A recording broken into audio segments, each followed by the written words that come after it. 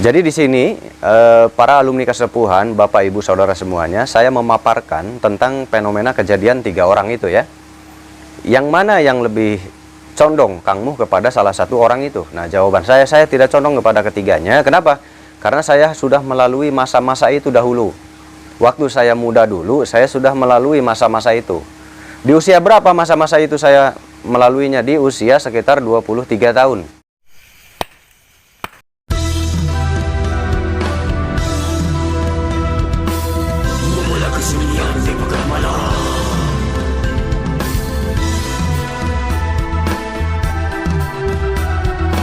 Mencari jawaban yang jelas.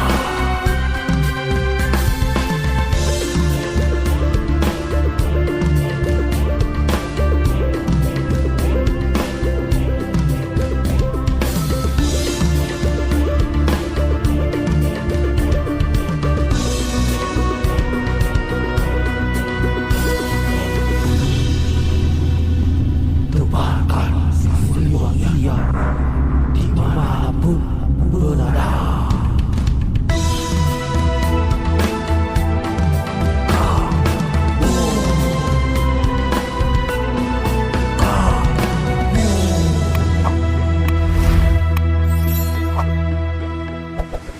Assalamualaikum warahmatullahi wabarakatuh. Selamat siang. Jumpa lagi kita di pertemuan kali ini. Kita membahas tentang beberapa pertanyaan yang diajukan ya, yang diajukan oleh para netizen khususnya. Nah, yang diajukan oleh beberapa netizen yaitu netizen itu mengirimkan video, mengirimkan link video. Nah, link video yang akhirnya saya bagikan ke para alumni Kasepuhan ya, yang saya bagikan ke para alumni yang belajar di Sangkuraga. Nah, kenapa? Karena memang penting ya. Penting, harus dipahami ya. Harus dipahami karena itu penting. Penting sekali, harus bisa. Nah, jadi itu dikirim oleh netizen ya. Nah, dikirim, jadi dia tanya, Kang, dari ketiga orang ini menurut Akang yang mana yang condong katanya. Akang lebih condong kepada yang mana dari yang 3 ini? Nah, ini pertanyaan dia. Nah, akhirnya saya jawab. Oh, HP-nya di dalam ya. Akhirnya saya jawab, saya tidak condong kepada ketiganya. Gitu. Kenapa? Nah, karena setelah saya pelajari, ketiganya masing-masing punya arah pikiran yang berbeda. Ketiganya punya ide yang berbeda untuk mencari sensasi ya, untuk mencari keunggulan diri. Ketiganya sama-sama mengunggulkan diri, ketiganya sama-sama mengangkat diri, ketiganya sama-sama mengangkat agar dirinya lah yang ilmunya terlihat lebih tinggi di antara yang lain. Nah, ketiganya berupaya ke arah sana. Maka dari itu saya jawab, saya tidak condong kepada ketiganya. Karena ketiganya punya maksud dan tujuan. Gitu. Maksud dan tujuan itu adanya di dalam hati. Nah, untuk orang awam tidak akan nyampe ke sana. Untuk masyarakat awam nggak akan nyampe ke sana. Karena itu politik teknik adanya di dalam hati. Nah, jadi tetapi untuk kesepuhan, untuk orang-orang kesepuhan harus sudah paham dunia seperti ini. Untuk orang-orang kesepuhan, alumni-alumni kesepuhan harus sudah sangat memahami hal-hal seperti ini. Ini hal-hal yang paling standar, hal-hal yang paling mendasar sekali. Sangat mudah sekali dibaca. Begitu ya. Dibacanya sangat enteng sekali, sangat mudah sekali dibacanya. Nah, jika memang sudah sampai kepada arah kesepuhan. Mudah-mudahan para alumni kesepuhan sudah sampai semua pemikirannya, amin ya. Tetapi tidak semua, gitu. Tidak semuanya yang nyampe. Ada yang masih kebingungan, ada yang masih salah menjawab, ada yang sudah agak enakan menjawabnya. Nah, jadi kesepuhan itu diambil dari kata sepuh. Sepuh itu berarti sesepuh. Sesepuh itu berarti dituakan. Dituakan itu pikirannya yang dituakan. Pikirannya harus menjadi pikiran orang tua, pengayom keseluruhan, pengayom ke semua anak-anak kita. Kita punya anak 10, mereka punya karakter yang berbeda, mereka punya pikiran yang berbeda. Kita sebagai orang tua harus bisa mengimbangi keseluruhan anak-anak kita ini. Itulah kesepuhan. Kenapa saya bentuk ilmu kesepuhan? Karena harapannya ke sana. Kalau Anda berpihak kepada satu anak, maka anak yang lain akan keberatan kepada Anda. Kalau Anda berpihak kepada satu anak, maka anak yang lain akan mempunyai rasa iri. Kalau Anda berpihak hanya kepada satu anak, maka itu namanya pilih kasih. Itu belum sepuh berarti Anda. Masih muda, masih berpikiran muda belia, masih berpihak. Belum sepuh berarti. Yang dinamakan sesepuh itu secara tidak langsung Anda sudah ada di tahapan ilmu hakikat makrifat. Secara tidak langsung. Nah secara tidak langsung Anda sudah hampir ke sana. Secara tidak langsung Anda sudah berada di pemahaman ilmu hakikat atau ilmu makrifat. Nah itu namanya sesepuh, kesepuhan. Karena mereka yang sudah sampai di tahapan ilmu-ilmu makrifatullah, atau jangan terlalu jauh, yang sudah sampai di ilmu-ilmu hakikat, mereka sudah berpikirnya sepuh. Mereka sudah tidak mencari kesalahan orang lain, tetapi mereka memberikan pelajaran-pelajaran. Mereka memahami apa yang mereka lakukan. Mereka memahami apa yang mereka kerjakan. Mereka memahami apa yang jadi tujuan mereka. Nah, pentingnya ilmu hakikat itu agar sepuh. Ilmu hakikat itu bukan kita berbicara saya adalah Tuhan, itu salah. Ya, kalau berbicara saya adalah Tuhan itu salah. Itu ilmu hakikat yang menyimpang. Ilmu hakikat itu untuk mendewasakan keilmuan-keilmuan. Ilmu hakikat itu untuk mendewasakan keilmuan-keilmuan yang ada di dalam diri manusia, ilmu-ilmu syariat yang ada di dalam diri manusia itu untuk lebih dimatangkan lagi, untuk lebih disempurnakan lagi, untuk lebih dimatangkan lagi, untuk lebih didewasakan kembali. Didewasakan dengan apa? Dengan pemahaman ilmu-ilmu hakikat. Jadi dia akan lebih memahami makna-makna yang dilihat olehnya, fenomena-fenomena yang dilihat olehnya. Nah, dia akan mudah memahami. Itulah filosofi ilmu kesepuhan. Nah, jadi ilmu kesepuhan itu nggak mudah, belajarnya bisa puluhan tahun. Maka dari itu, kalau ada seminar di sini, kalau ingin tahu, ingin benar-benar jadi sepuh, datang. Jangan merasa cukup, karena ilmu kesepuhan itu belum semuanya diberikan. Baru seperapatnya ilmu wawasan kesepuhan saya berikan kepada saudara semuanya. Hanya seperempat saja. Sedangkan masih banyak yang belum diketahui oleh saudara semuanya. Nah, jadi pentingnya seminar itu saya khawatir. Hanya namanya saja ilmu kesepuhan yang dibawa, tetapi mindsetnya, wawasannya, pemahamannya masih jauh. Nah, itu kekhawatiran saya di sana. Tetapi tidak apa-apa ya. Minimal ada gambaran dari video-video saya, minimal ada gambaran dari pemikiran-pemikiran saya. Nah, saya jadi teringat kepada ulama-ulama besar Kiai Haji Muhtadi ya. Beliau adalah putranya Abuya Dimyati, Masya Allah ya, dari Banten. Beliau punya murid, banyak sekali murid ya. Abuya Muhtadi itu muridnya banyak sekali. Nah, beliau ini sosok boleh dibilang sudah sampai di tahapan para waliullah ya. Itu pandangan saya. Beliau itu sudah ada di tahapan pandangan waliullah, karena beliau sudah tahu bisa membedakan arah-arah orang. Beliau punya murid, yaitu ada namanya Kiai Haji Imaduddin. Ya, ini lagi terkenal nih Kiai Haji Imaduddin. Beliau salah satu muridnya dari Abuya Muhtadi dari Banten. Dan ada lagi satunya ya. Satunya itu adalah siapa namanya, saya lupa tuh. Lawan mainnya tuh, HP saya nggak ada ya. Ada dua, intinya ada dua. Nah, dua ini berlawanan, Kiai Haji Imaduddin dan Kiai Haji siapa yang satunya saya lupa tuh. Ini ada berseberangan di dua jalur yang berbeda ya.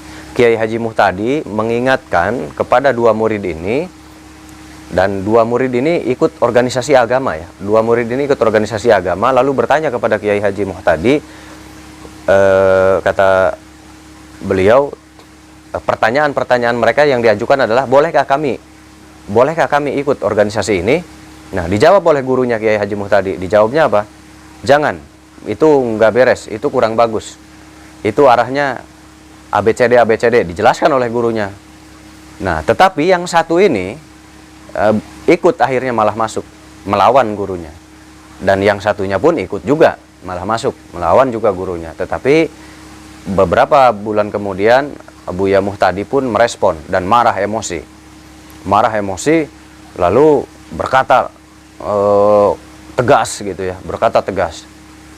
Dan pada akhirnya murid yang satunya itu keluar, kembali kepada gurunya. Akhirnya keluar dari organisasi itu. Dan yang satunya masih bertahan sampai saat ini. Gitu. Dan ternyata sekarang ini yang keluar itu yaitu Kiai Haji Imaduddin. Dan beliau sekarang alhamdulillah karya-karya kitabnya, karya-karya ilmiahnya itu sekarang banyak ya. Banyak sekali dihasilkan. Mungkin itu keberkahan, kebarokahan karena dia nurut kepada guru. Karena gurunya marah, akhirnya dia keluar dan mengikuti amanah gurunya. Dan akhirnya sekarang jadi ulama besar. Nah, kita lihat nanti siapa yang jadi ulama besar, apakah yang nurut kepada gurunya atau yang melawan kepada gurunya.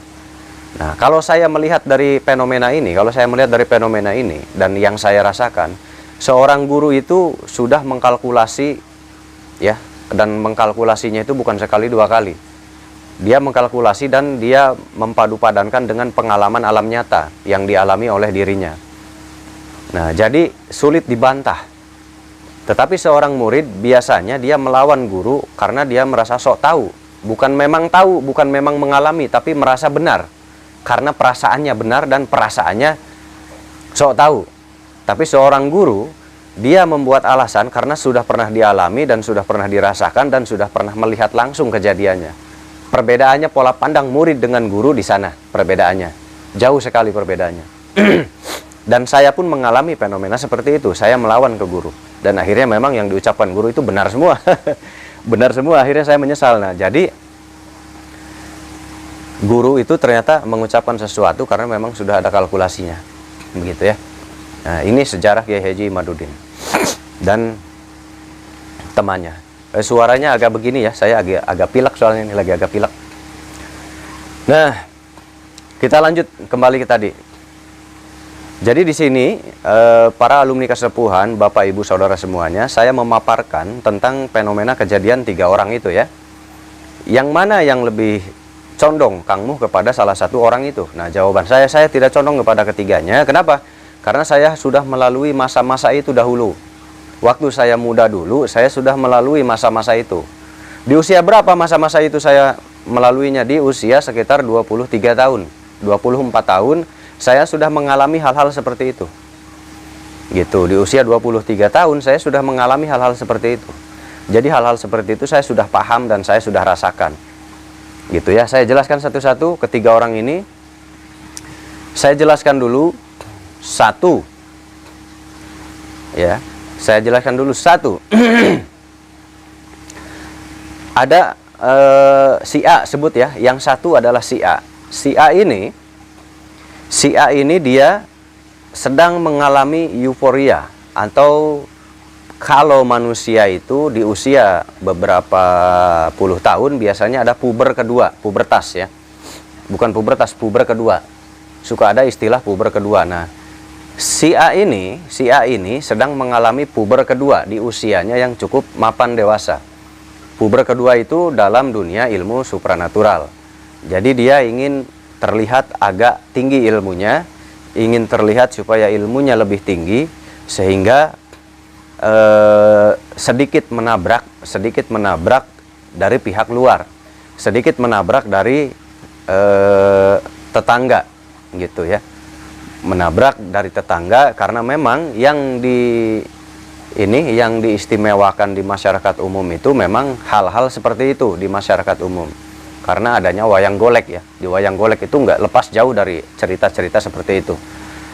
Nah, tetapi di sana si A ini memang tujuannya untuk dakwah juga. Tujuannya sama seperti saya dan lain-lain. Tujuannya semuanya bagus untuk dakwah ya.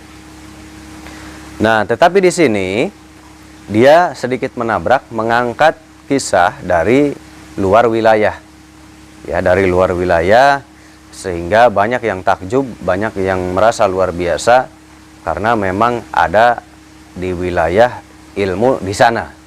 Nah, padahal kalau saya di usia 23 tahun sudah mengalami hal-hal seperti itu ya.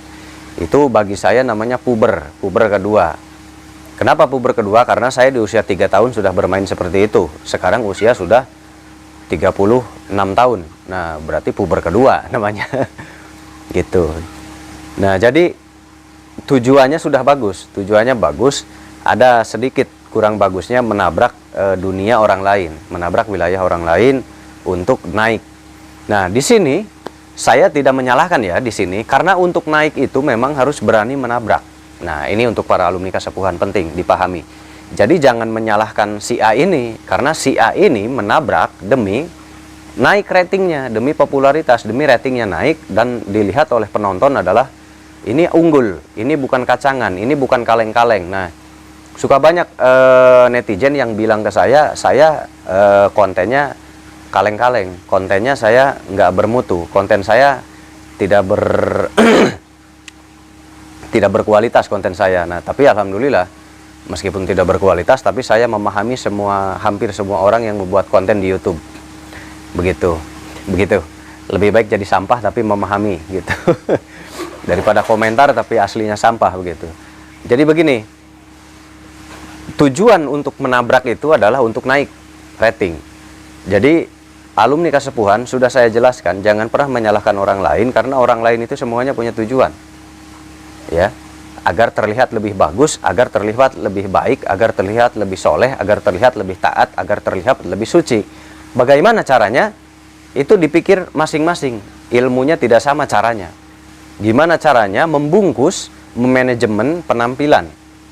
Jadi penampilan itu harus dimanajemen, dibuat sesoleh mungkin, dibuat sebaik mungkin, dibuat sealim mungkin. Karena yang dilihat penonton adalah rupa, yang dilihat penonton adalah mata, penampilan mata yang dilihat oleh mata penonton. Di situ penonton akan menilai, dan yang dilihat adalah kata-kata. Tujuannya untuk ibadah, sesuaikan dengan agama Anda. Begitu kalau Anda mau membuat konten, ya. Kalau Anda mau membuat konten ke arah sana. Nah, itu hal-hal yang tidak dimiliki oleh Anda. Hal-hal yang tidak diketahui oleh pikiran Anda. Nah, pentingnya belajar ilmu Kasepuhan, ikut privat datang ke sini agar Anda tidak terombang-ambing. Karena pikiran Anda masih jauh sekali untuk menyelami dunia-dunia agama seperti itu. Masih jauh. Ya, mohon maaf saya bicara begitu karena memang fakta. Ya, yang ikut Kasepuhan memang banyak yang masih jauh pemikirannya. Begitu. Nah, tanpa disadari dia menabrak yang diagungkan oleh pihak lain. Si A ini ya, dia menabrak yang diagungkan oleh pihak lain, dia angkat ke publik. Dan akhirnya mendapat respon juga dari pihak lain. Nah, tetapi tidak digubris ya, karena memang mayoritas di kita ini muslim kan. Dan tidak jadi rame gitu. Nah, yang kedua, si B. Si B ini masa-masa ini saya juga mengalami di masa usia 23 tahunan. Di mana saya sering meruqyah dan saya sering juga menyalahkan ini nih. Saya juga sering menyalahkan keris. Gitu, orang yang punya keris langsung saya salahkan di masa-masa 23 tahun itu. Saya mengalami hal-hal itu, saya mengalami. Fase itu saya mengalami. Fase lagi fanatik butanya. Fase di saat itu, bahkan nonton TV aja nggak mau. Bahkan ada orang nonton TV aja saya marahin. Ada orang ngedenger musik band aja saya marahin. Sampai-sampai saya dijauhi oleh masyarakat dan dibenci oleh masyarakat karena saya terlalu berlebihan. Saya mengalami fase itu di usia 23. Oleh teman-teman saya dijauhi karena saya begitu fanatiknya luar biasa. Nah, fase itu saya mengalami. Saya masa-masa itu masa-masa saat sedang meruqyah. Nah, karena wajar lah, semua belajar ilmu itu harus dari bawah dulu. Harus dari bawah naik-naik ke atas kalau kitanya diberikan hidayah oleh Allah ya. Nah, si B ini sedang euforia dengan kemampuan yang dimilikinya. Ternyata cukup wow, begitu ya. Jadi dia tidak memahami pola kehidupan masyarakat, tidak memahami pola kehidupan manusia, dan tidak memahami hakikatnya agama itu apa. Tidak memahami hakikat agama, tidak memahami hakikatnya ketuhanan, tidak memahami hakikatnya kemanusiaan. Nah, sehingga akan terjadi euforia seperti itu wajar. Itu wajar. Saya tidak menyalahkan, itu wajar. Dan itu memang harus dialami, termasuk para alumni Kasepuhan. Kalau mengalami euforia itu wajar sekali, manusiawi sekali. Karena kita merasa mampu, merasa bisa memiliki ilmu seperti itu, yang lain salah, yang lain kurang bagus, yang lain kurang tepat, yang tepat hanya ilmu kita. Nah, itu wajar. Itu harus ada sifat seperti itu. Yang benar adalah Sang Kuraga, guru saya, itu bagus. Itu bagus untuk di awal ya. Untuk pemula itu bagus. Dan umumnya memang di pemula pasti mempertahankan gurunya, ajaran yang diberikan oleh gurunya. Itu bagus dan itu jadi bekal, jadi landasan ya. Tetapi semakin berjalannya waktu, maka Anda harus keluar dari zona itu. Kalau Anda selalu ada di zona itu, berarti Anda tidak naik-naik pemahamannya, tidak naik-naik ilmunya, gitu ya. Sehingga nanti akan sering bertabrakan dengan orang-orang yang sudah lebih mumpuni, gitu ya. Orang-orang yang lebih mumpuni nanti hanya tersenyum melihat Anda di dalam layar itu, gitu. Nah, jadi begitu. Karena tadi apa ya? Si A dan si B ini tujuannya sudah bagus sekali. Sudah bagus, dia bertujuan untuk mengangkat agamanya. Dia bertujuan untuk memuliakan agamanya. Itu cukup bagus, luar biasa. Tetapi di sini tadi si A sedikit menabrak dunia orang lain. Nah, si B menabrak yang ada di dalam koridor agamanya sendiri. Padahal ada di ruangan agamanya, tapi masih tetap ada banyak yang disalahkan oleh dia. Karena yang paling benar adalah cara dia. Nah, itu prinsipnya. Jadi ya harus dipahami sedikit-sedikit ya. Karena si A ini secara nggak langsung dia memancing reaksi ke orang lain. Nah, kita bahas yang ketiga. Yang ketiga ini sangat wajar terjadi menurut saya. Sangat wajar terjadi. Kenapa? Dikala orang belajar tanpa guru yang jelas.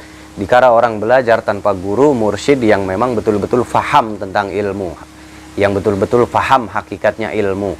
Nah, maka dikhawatirkan akan terjadi seperti itu. Dikhawatirkan tersesat seperti itu. Dikhawatirkan salah pemikiran seperti itu. Dikhawatirkan salah menempatkan seperti itu. Gitu. Jadi saya nggak menyalahkan kepada yang ketiga. Kenapa nggak menyalahkan kepada yang ketiga? Karena kalau saya lihat yang ketiga ini wawasannya kurang, ilmunya kurang, pengetahuannya kurang. Nah, jadi harusnya yang ketiga ini diberikan edukasi, diberikan sedikit wawasan bahwasanya hal seperti itu tidak boleh dilakukan, bahwasanya hal seperti itu kurang bagus, bahwasanya hal seperti itu kurang baik. Bukan salah. Sebenarnya dia itu nggak salah. Kenapa? Dia belum tahu. Dia berbuat seperti itu karena dia tidak tahu aturan mainnya. Bukan dia salah. Nah, dia salah tapi karena tidak tahu. Gitu. Seandainya dia tahu, dia tidak akan melakukan hal itu. Seandainya dia tahu, dia tidak akan melakukan hal seperti itu. Dan yang melakukan hal seperti itu biasanya keilmuannya itu baru mulai bisa dia, baru mulai paham. Dia benar-benar euforia dengan kemampuannya. Dia benar-benar bangga dengan kemampuannya sehingga mau memperlihatkan bahwa saya bisa lebih sakti. Bahwa saya bisa lebih kuat, lebih sakti, menunjukkan dirinya lebih sakti. Itu bagus. Tujuannya bagus. Untuk konten tapi ya. Bagus tapi hanya untuk konten. Bagi politik konten, berpolitik dalam membuat konten itu kalau mengikuti yang ketiga ini bagus, cepat viral, cepat ada reaksi dari orang lain. Nah, itu bisa jadi pancingan agar direaksi oleh orang-orang sehingga dia naik. Bak. Nah, gitu. Jadi saya nggak menyalahkan karena di dunia YouTube itu ada politiknya. Gimana caranya untuk viral, untuk naik. Nah, jadi untuk naik itu harus berani menabrak. Gitu ya. Saya sudah sering ucapkan, jangan mengikuti saya karena saya tidak mengarah kepada viral. Saya mengarah biasa-biasa aja, landai. Nah, tapi kalau Anda ingin viral, tabrak sesuatu hal yang memang itu besar. Begitu, nanti Anda terbawa besar naik. Kalau saya memang kurang tertarik ya. Nah, tapi nanti dicobalah. Saya buat viral, nanti saya coba. Nah, jadi kalau ingin viral memang harus seperti itu. Ya, harus seperti itu supaya ada respon dari orang-orang dan akhirnya direspon, akhirnya ke bawah, keangkat. Nah, jadi yang ketiga ini menurut saya, satu, dia tidak paham ilmu aturan. Dua, dia sudah paham tapi dia punya tujuan ingin viral. Dia punya tujuan ingin viral sehingga nabrak hal yang cukup besar gitu ya. Jadi di sini para alumni Kasepuhan, pelajarannya adalah Anda harus membuka wawasan pemikiran dalam menilai orang lain. Seperti tadi contohnya. Ini ketiga orang ini mempunyai tujuan eksis di dunia maya. Dia akan berusaha bagaimana caranya ratingnya naik. Nah, begitu dengan cara menabrak yang besar-besar. Si A menabrak yang besar di luar ruangan kita. Nah, si B banyak menabrak juga yang ada di dalam ruangan sendiri. Nah, si C menabrak yang ada di dalam ruangan kita. Nah, itu tujuannya apa? Bisa jadi ini tujuan untuk viral, untuk naik. Nah, jadi ini politik yang dipakai, strategi yang dipakai bagus menurut saya. Bagus karena jitu, dia langsung ada reaksi dari beberapa YouTuber yang lagi agak naik ya, agak naik. Gitu, karena kalau yang viral itu Ustadz Ujang Bustomi itu viral banget tuh. Gitu, kalau yang lainnya agak naik lah karena di bawahnya. Nah, jadi begitu ya. Di sini banyak ilmu yang harus dipahami, mendewasakan pemikiran para alumni Kasepuhan khususnya, membaca dunia entertainment, membaca dunia YouTube. Saya ingatkan lagi, di dalam YouTube itu belum tentu serius. Bisa jadi di dalam YouTube itu terjadi fenomena politik untuk naik rating. Gitu. Jadi belum tentu serius di balik layar, belum tentu iya di balik layarnya. Bisa jadi hanya ada di dalam YouTube-nya. Nah, jadi para alumni Kasepuhan harus lebih dewasa lagi dalam menyikapi, dewasa lagi dalam membaca. Begitu, karena yang ada di YouTube itu belum tentu semuanya serius di balik layarnya, begitu ya. Bisa jadi yang diperlihatkan serius di balik layarnya kurang serius. Nah, itu yang harus dibaca oleh saudara semuanya di dalam YouTube. Nah, bisa jadi hiburan semata. Banyak juga di YouTube yang hanya hiburan, tapi dianggapnya serius oleh penonton. Wajar, karena penonton itu tidak belajar, tidak memahami apapun. Dia hanya menerima tontonan. Nah, dia hanya mengikuti tontonan.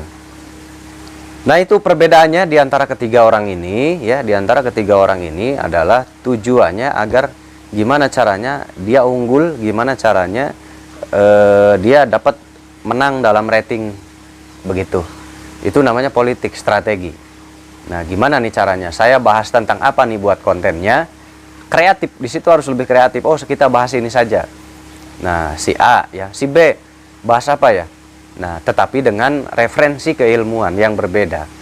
Si A mempunyai referensi keilmuan sendiri. Si B mempunyai referensi keilmuan sendiri. Si C sama mempunyai referensi keilmuan sendiri. Jadi ketiga orang ini semuanya benar menurut saya dengan ilmunya, ya. Dia benar dengan ilmunya. Jadi semuanya ini benar dengan pandangan ilmunya. Gitu. Nah, kenapa kok mereka saling menyalahkan? Mereka saling menyalahkan, mereka terbatas dalam keilmuan, dalam wawasan. Ingat, manusia itu terbatas. Tidak semua manusia memahami keilmuan, tidak semua. Kan saya sudah bilang, di dalam YouTube itu di balik layarnya belum tentu serius, belum tentu matang. Tapi dilihat di YouTube itu seolah-olah sudah matang, sudah jadi. Nah, Anda harus sadar ke arah sana. Apalagi yang belajar ilmu kasepuhan, harus betul-betul sadar ke arah sana. Ini dunia entertain, harus paham. Anda nonton itu berarti dunia entertain. Apalagi nonton TV.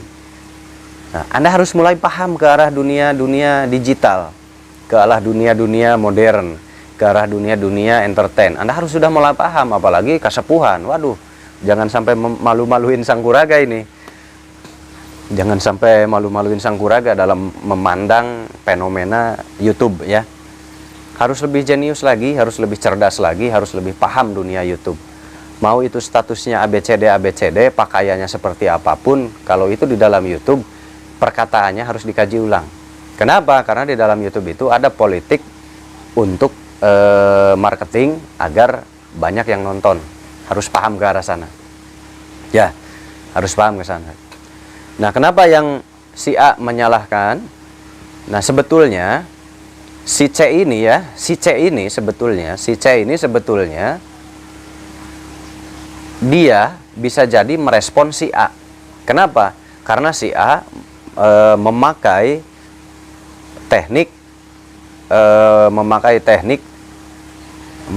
target yang dianggap paling tinggi, ya, memakai target yang dianggap paling tinggi oleh si A. Nah, si C ini juga sama, memakai target yang dianggap paling tinggi, ya, memakai target yang dianggap paling tinggi. Paham ya? Yang kasepuhan paham ya? Karena sudah saya kirim link videonya. Si C ini memasukkan sesuatu yang dianggap paling tinggi. Si A memasukkan sesuatu yang dianggap paling tinggi tahapan ilmunya. Bedanya apa? Nggak ada yang beda, sama. Si A ingin terlihat lebih nomor satu. Akhirnya memasukkan yang paling tinggi. Nah, si C bisa jadi merespon, saya juga bisa memasukkan yang paling tinggi juga. Bener nggak? Coba renungkan video itu, setel ulang dengan ucapan saya gimana hasilnya. Jadi si A dan si C ini, mereka sama, memakai target yang paling tinggi, memakai target yang dianggap paling tinggi. Sehingga ilmunya akan dianggap tinggi. Nah, rasa ini yang ada di dalam hati mereka, rasa ini. Nah, itu salah nggak? Nggak salah. Nggak salah. Itu sah. Itu boleh dilakukan, dan sah-sah saja menurut perasaannya. Nah, kenapa si A menyalahkan si C? Karena yang si C lakukan adalah masih keluarganya di dalam ruangannya. Sedangkan si A memakai luar ruangan, di luar ruangan dia. Tetapi tanpa disadari, si A ini melukai orang-orang yang di luar ruangannya. Karena itu punya mereka, punya orang luar. Dipakai oleh si A. Nah, sedangkan si C memakai ruangan sendiri. Sehingga banyak yang kesinggung. Sampai si B pun tersinggung. Gitu, sampai-sampai si B pun tersinggung. Nah, jadi begini. Kita ambil petik hikmahnya dari si C. Ya. Kalau kita petik hikmahnya dari si C, ya. Kalau pandangan Sangkuraga, pandangan saya, lebih baik apa ya, bingung ya. Jadi gini nih, ini memperlihatkan dan mengangkat langsung dalam ruangan keluarganya yang dimasukkan yang paling tinggi. Tapi akhirnya si A, si B apalagi itu tersinggung. Si B itu langsung mereaksi. Nah, jadi begini, saran saya, kalau kita merasakan tersinggung dengan konten si C ini, hati-hati dengan konten-konten kita. Banyak juga orang yang tersinggung oleh konten-konten si B dan si A ini. Mereka nggak sadar kalau mereka pun banyak menyinggung yang lain. Nah, itu namanya mau menang sendiri namanya. Nah, ini wawasan-wawasan seperti ini sangat wajar. Karena mempelajari ilmu itu tidak semuanya langsung paham. Pasti bertahap dari bawah dulu, dari bawah dulu, dari bawah dulu. Nanti dia akan bijak. Dia tidak akan bijaksana kalau tidak ada niat untuk menaikkan keilmuannya, menaikkan wawasannya. Dia akan bijak kalau dia memang ingin naik terus dan terus naik. Dan tentunya dapat taufik hidayah dari Allah Subhanahu wa taala tentunya ya. Terkadang genetik juga ya, itu pengaruh juga, genetik juga. Nah, jadi tanpa disadari si A membuat konten banyak menyinggung keluarga luar, orang luar sana. Si B membuat konten banyak menyinggung juga, bahkan di dalam ruangan sendiri. Nah, si C ternyata ini menurut saya ya, si C ini seolah-olah memperingatkan saya juga bisa lebih sakti, dan akhirnya membuatlah seperti itu. Nah, menurut saya ini ketiganya itu sudah bagus, mereka sudah bermain bagus di dunianya masing-masing. Dan saya tidak menyalahkan ketiganya, karena ketiganya itu punya jurus sendiri-sendiri. Gitu. Dan saya pahami ketiga orang ini memang arahnya mau kemana, saya pahami. Dan kalau menyalahkan, berarti kurang introspeksi diri. Kalau saya nggak bisa menyalahkan. Meskipun si C melakukan hal itu, menurut saya tidak menyalahkan. Kenapa? Karena si A dan si B itu pun melakukan dengan hal yang berbeda. Halnya beda, tapi sama-sama melakukan. Melakukan apa? Sama-sama melakukan ingin terlihat saya mampu, saya bisa, saya yang paling benar. Nah, maka si C ini berbuat seperti itu sama. Cuman bedanya si C ini menghantam, memakai target yang ada di dalam ruangan sendiri. Si A memakai target yang di luar ruangan. Si B juga banyak menyinggung orang yang ada di dalam ruangan. Nah, jadi si B sebetulnya banyak menyinggung orang yang ada dalam ruangan. Tapi si C ini memakai target yang ditinggikan di dalam ruangan. Nah, akhirnya berbenturan mereka. Nah, kalau saya tidak bisa saya menyalahkan mereka bertiga. Kenapa? Karena saya orang bodoh, karena saya orang awam. Jadi saya tahu yang mereka inginkan, saya paham arah mereka mau kemana. Begitulah ruginya jadi orang bodoh seperti saya. Nah, jadi begitu ya. Jadi intinya saya tidak bisa menyalahkan ketiganya. Dan jawabannya adalah tadi, jawabannya adalah kita mempelajari ketiga orang ini. Tiga orang ini mempunyai pemikiran, mempunyai ide yang berbeda untuk kemajuan konten-kontennya, begitu ya. Jadi intinya kalau jadi YouTuber itu harus kreatif, intinya begitu ya. Yang namanya YouTuber itu entertain, karena untuk ditonton. Jadi masalah di balik layar itu bisa atau tidak, kalau bagi YouTuber itu sudah nggak penting. Yang penting bisa di dalam layar, begitu. Karena jadi tontonan supaya jadi tuntunan, begitu ya. Intinya buat tontonan yang positif agar banyak ditonton orang, begitu. Jadi begitu ya. Intinya untuk kesepuhan, disimak baik-baik perkataan saya tadi, jangan pakai emosi. Kalau Anda menonton channel saya pakai emosi, pasti nggak nyambung. Tapi kalau Anda nonton channel saya dengan hati yang bersih, pikiran yang netral, maka akan dapat ilmu dan akan bertambah wawasan Anda. Begitu. Tinggal kembali mau ke arah yang mana, begitu ya. Kalau mau dapat ilmu, bersihkan pikiran, bersihkan akal kita, netralkan akal kita, baru dengarkan video-video saya. Di situ nanti akan menemukan ilmu-ilmu yang sangat berharga, yang jarang dibongkar orang lain, yang jarang dibuka oleh orang lain. Karena apa? Karena itu ilmu-ilmu rahasia, ilmu-ilmu rahasia yang memang dijalankan oleh para ahli, para master. Jadi para master-master yang ada di YouTube itu menjalankan ilmu-ilmu yang saya berikan kepada saudara semua. Nah, kalau saudara sudah fanatik buta, maka saudara akan buta selamanya. Begitu. Tapi kalau saudara tidak fanatik buta, menerima ilmu, maka saudara akan melihat keaslian ilmu itu. Akan melihat ilmu itu seperti apa. Dan memang sudah banyak yang mulai terbuka mata hatinya semenjak belajar di Sangkuraga. Gitu. Banyak, tidak bisa dipungkiri ya. Meskipun saya sering buat konten sampah, saya buat konten kaleng-kaleng, saya buat konten tidak bermutu, saya buat konten yang tidak berbobot, tetapi alhamdulillah banyak orang yang paham dan banyak orang yang tahu tentang dunia supranatural dan dunia YouTube dari sampah seperti saya. Dari tidak bermutu seperti saya, banyak orang yang paham dan dia bisa buka padepokan, dia bisa buka majelis, dia bisa ngajar lagi ke orang lain karena dari konten-konten sampah seperti saya. Begitu. Ya, intinya mudah-mudahan ada manfaatnya ya. Kalau untuk masyarakat awam, masyarakat umum memang nggak akan nyambung dengan saya. Begitu ya. Jadi hiraukan aja lah.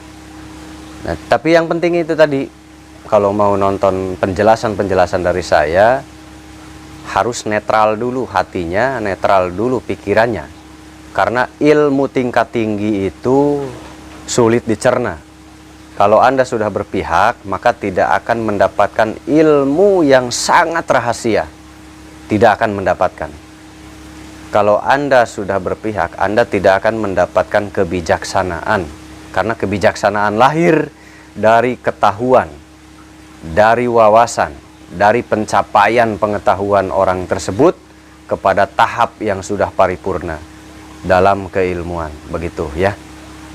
Tetapi orang tidak akan paripurna ilmunya, orang tidak akan naik ilmunya kepada makom yang paling tinggi kalau dia sudah memponis dirinya lah yang benar. Maka di situ dia akan berhenti secara keilmuan, akan terus bertahan berada di situ. Tapi kalau dia terus menambah wawasan dan keilmuan dengan hati yang terbuka, pikiran yang terbuka, maka dia akan mencapai makom tertinggi wawasan dan pengetahuan.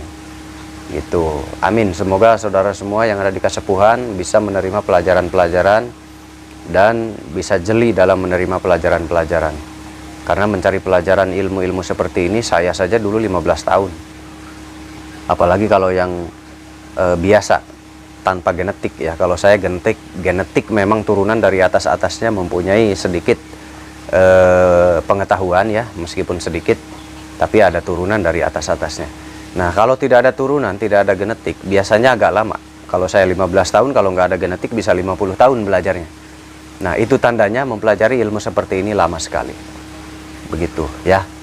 Jadi intinya lama dalam memahami, memaknai, dan mengkaji. Nah, tapi kalau ada genetik rasanya mudah saja dalam memikirkan hal seperti itu.